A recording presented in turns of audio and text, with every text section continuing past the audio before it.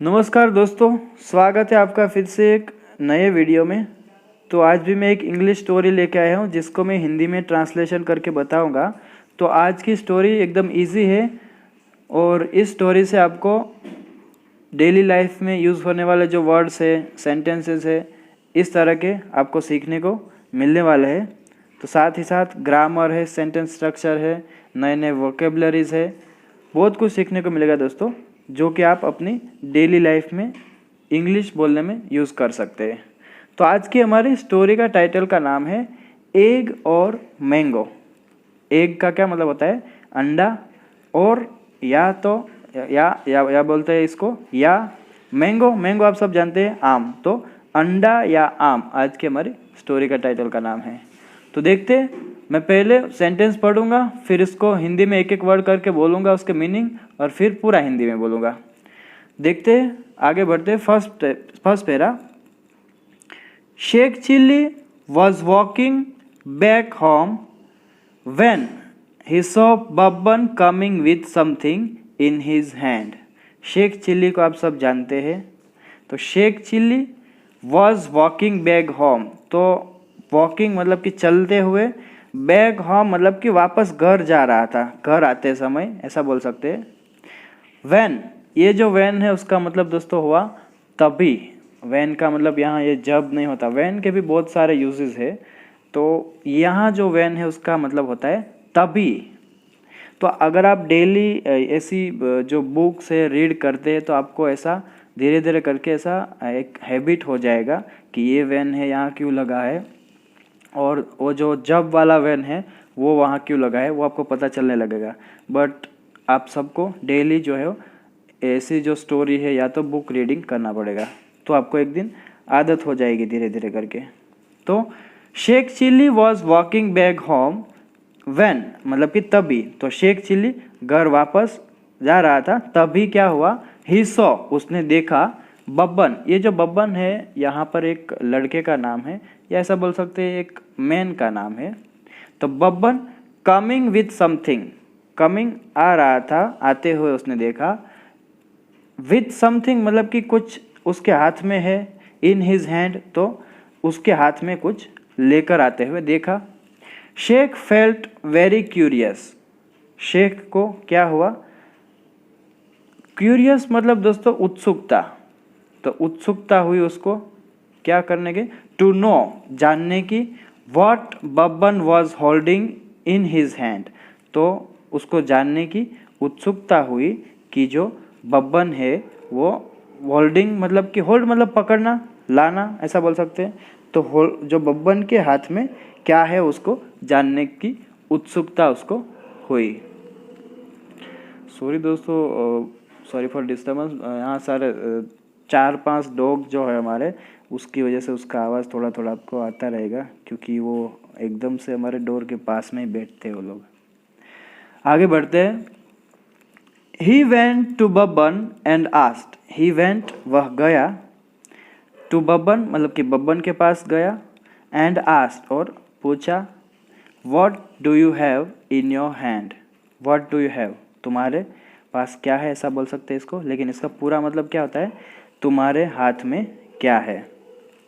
As usual, as usual का मतलब क्या होता है? हमेशा की तरह। तो यहाँ आपको समझ में नहीं आए तो मैंने हिंदी में जो हार्ड वर्ड्स है उसके मीनिंग लिख दिए। आप वीडियो को स्टॉप कर सकते हैं और आराम से इसको पढ़ के आगे बढ़ सकते हैं। तो एज यूजुअल, हमेशा की तरह, Babban wanted to tease Sheikh Chilli, Babban चाहता था क्या करने को? टू टीज, टीज मतलब चिढ़ाना, शेख चिल्ली को चिढ़ाना चाहता था। सो, इसलिए, ही hid the egg he had in his hand behind his back। सो इसलिए क्या किया? he hid, उसने छुपा दिया। तो ये hide का सेकंड फॉर्म है hid, इसलिए उसने छुपा दिया। the egg, अंडा जो था उसके पास, वो छिपा दिया कहाँ पे? he had in his hand मतलब कि उसके पास जो हाथ में अंडा था वो पीछे छिपा दिया। behind his back, उसकी पीठ के पीछे छुपा दिया उसने। he replied, उसने उत्तर दिया, you are so wise Sheikh. तो उसने क्या बोला?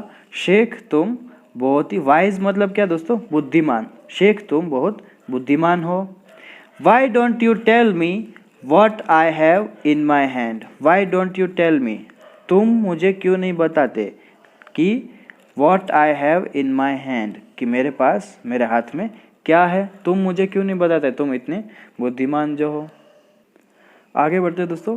Sheikh felt very proud of himself and said, तो शेख को क्या हुआ, वेरी प्राउड, प्राउड मतलब दोस्तों गर्व होना, तो शेख को बहुत गर्व हुआ अपने ऊपर, ऐसा हुआ।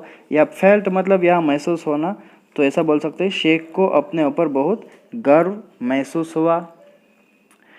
एंड सेड, और कहा, क्या कहा उसने,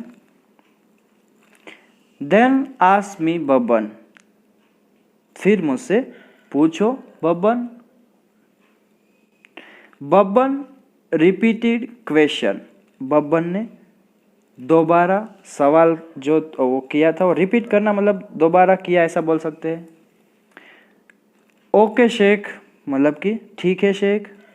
can you tell me what is in my hand, can you tell me, क्या तुम मुझे बता सकते हो कि what is in my hand, मेरे हाथ में क्या है।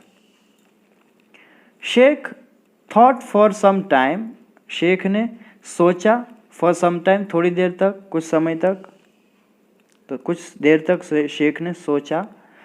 एंड देन श्राग्ड सेइंग, तो ये दोस्तों श्राग्ड क्या होता है, कभी भी कोई हमको कुछ ऐसा क्वेश्चन करता है कि हमको थोड़ी देर सोचना पड़ता है, तो आप सबको पता है हम लोग क्या करते हैं, कभी दो कंधे जो है ऐसा उठा के ऐसा करना पड़ता है, सोचना पड़ता है, तो उसको बोलते हैं, उस सिचुएशन को बोलते हैं श्राग्ड।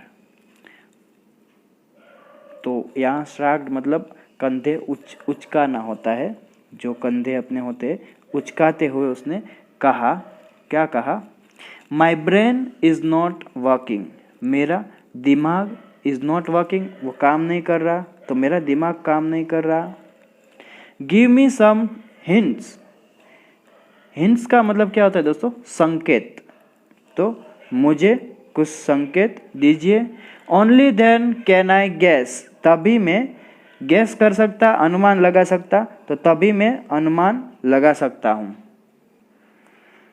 बब्बन सेड, बब्बन ने कहा, it has a yellow yolk in the centre, तो यॉक का मतलब क्या होता है दोस्तों, जर्दी, अंडे के अंदर जो जर्दी होता है अंदर येलो कलर का, उसको बोलते हैं यॉक, येलो यॉक, अंडे के अंदर जो येलो कलर का होता है ना, उसको बोलते हैं येलो यॉक। तो बब्बन ने क्या कहा कि it has a yellow yolk in the centre, इसके बीच में पीली जर्दी होती है। It has white jelly outside the yolk, और उसने क्या आगे कहा कि इट हैज़ वाइट जेली, इसमें क्या होता है, सफ़ेद जेली होती है। आउटसाइड द यॉक मतलब कि जो पीली जर्दी होती है उसके बाहर सफ़ेद जेल होती है। And it covered with a white shell, और ये जो है वो क्या होता है, कवर्ड मतलब कि ढका होता है, with a white shell, shell का मतलब होता है दोस्तों खोल, ऐसा बोल सकते हैं हिंदी में खोल, यहाँ लिखा है, तो यह सफ़ेद खोल से ढका होता है। Sheikh thought for a long time, Sheikh ने क्या किया, सोचा, फॉर अ लॉन्ग टाइम, बहुत देर तक सोचा। बट लेकिन, इन वेन, तो इन वेन का मतलब क्या होता है दोस्तों, ये एक तरह का फ्रेज जैसा है बोल सकते हैं। तो इन वेन मतलब कि कोई फ़ायदा नहीं हुआ, सब व्यर्थ गया, ऐसा बोल सकते हैं, तो कोई फ़ायदा नहीं हुआ।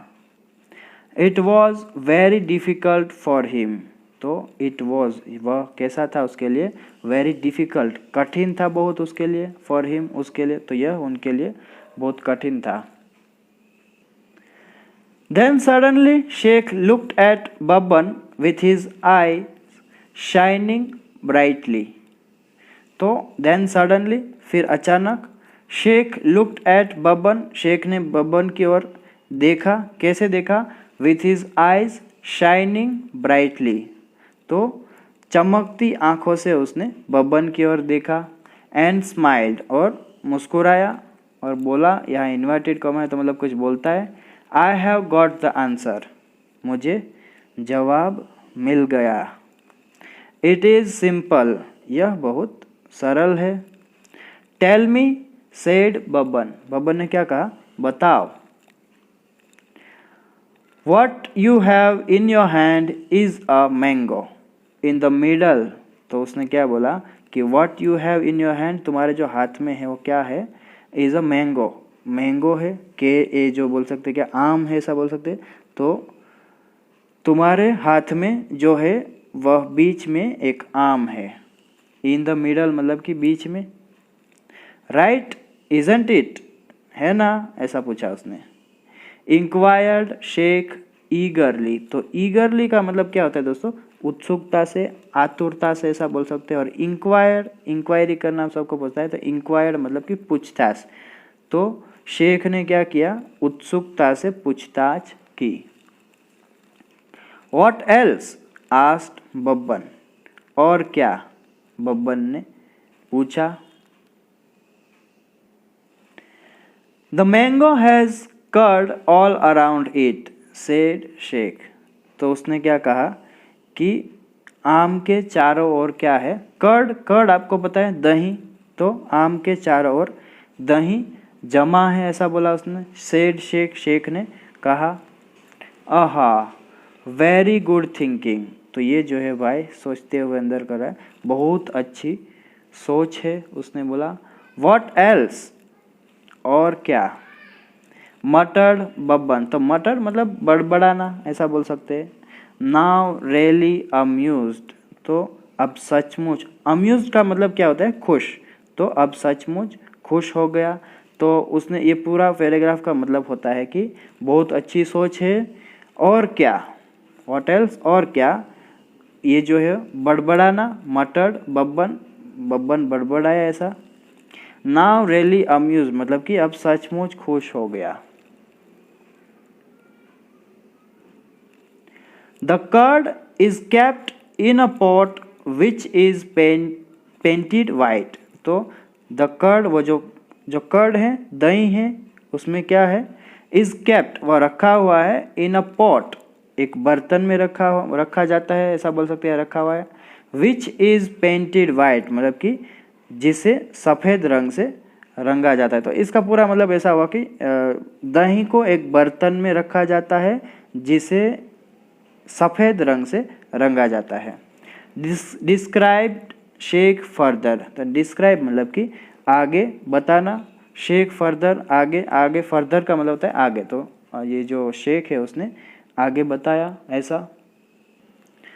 बब्बन लाफ्ट, बब्बन हंसा ऐसा बोलते हैं। और यहाँ कहा तो मतलब बब्बन ने हंसते हुए कहा कुछ, क्या कहा, how clever of you Sheikh, Sheikh तुम कितने क्लेवर हो, चतुर हो।